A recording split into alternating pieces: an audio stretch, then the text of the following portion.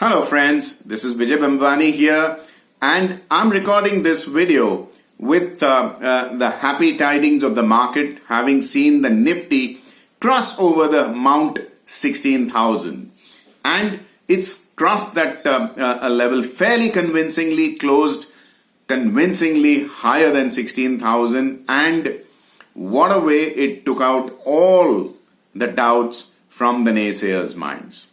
And in this video, I want to talk to you about the road ahead. Now that Nifty is at a new all-time high, it surpassed the round figure, which is a psychological hurdle that the Nifty was facing. What's hot? What's not? That must be the prime question on the top of your mind recall as to where to lay your chips on the market's chessboard so that your returns are optimal. In this video, I've devised a way of kind of working around the limitations that compliance department tells me, because I cannot recommend individual stocks in the public domain. However, like I did recently in my video on the public sector enterprises or PSE, I'm going to take the index approach and tell you which indices hold a lot more promise as relatively compared to the others. It doesn't take you too much time to Google search the component stocks of those relative indices and then lay your bets accordingly. It's a win-win situation. I've basically expressed my view without violating any compliance norms, and you have good new horses to bet your money on. So let's dive right in and take this forward. All right. So after the Nifty 50, let's take a look at the other indices, and I start with the Nifty 100 index. Currently, it's trading at an all-time high, and these are first and second rung large cap companies that constitute this index. As long as this index stays above its support level at 15,300 mark, I think the first 3 to first 5 most strongest stocks which constitute this index should be doing just fine. Let's now go to an even broader based index, the Nifty 500 index. This is also trading at an all-time high, and I expect support at 12,900 levels. The rally is therefore fairly broad-based because you have the Nifty 100 and the Nifty 500 both. Obviously, 500 would mean 100. So the Nifty 500 index trading at an all-time high tells you that the optimism is fairly broad spectrum, which is what we need. Now, the Nifty Alpha 50. Please don't get confused with the names. Be very, very careful about what names I'm mentioning here. There are many indices which are similar sounding, but I'm being as specific as possible. So I'm telling you Nifty Alpha 50. Now here, the word alpha tells you that the index itself is trying to capture pure profitability from high growth stocks.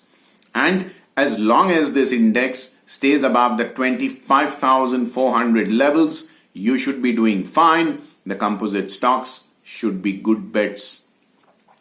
The Nifty Auto Index is showing some kind of resistance at 11,000 mark, and this is of course an approximate level.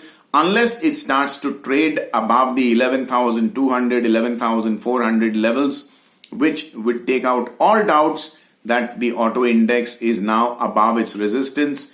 Till then, I think the composite stocks might just consolidate. I'm using the word consolidate, not bearish.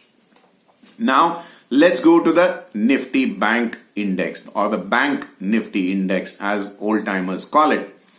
Now, this index, like I have recorded in my previous videos, has been underperforming the markets, and as a matter of fact, had it not been the lagging composite stocks of the Bank Nifty, the Nifty itself would have been far higher and much earlier, for the simple reason that the weightage of the financial sector services in the Nifty is more than 1/3.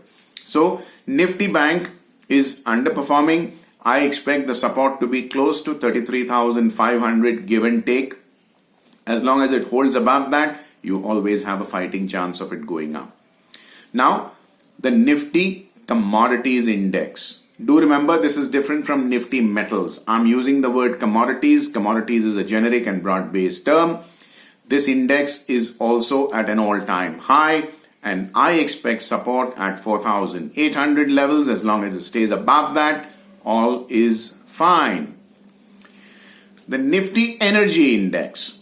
It's a tad below its all-time high, and it will be a market performer, which means it will give you average returns along with the average broader base indices at best for now, unless it starts to rise in percentage terms faster and higher than the Nifty 50. Then we'll take a relook later. Now, financial services. It's consolidating since 2021, and the Nifty Financial Services Index is basically also comprising of banking services, NBFC stocks, etc. If you remember, a few days ago, I had made a video on how to day trade NBFC stocks, and I had explained to you why I expect the NBFC stocks to be somewhat lagging because of the cost of raising funds rising in the near term. All right. So this index might just consolidate or lag a little.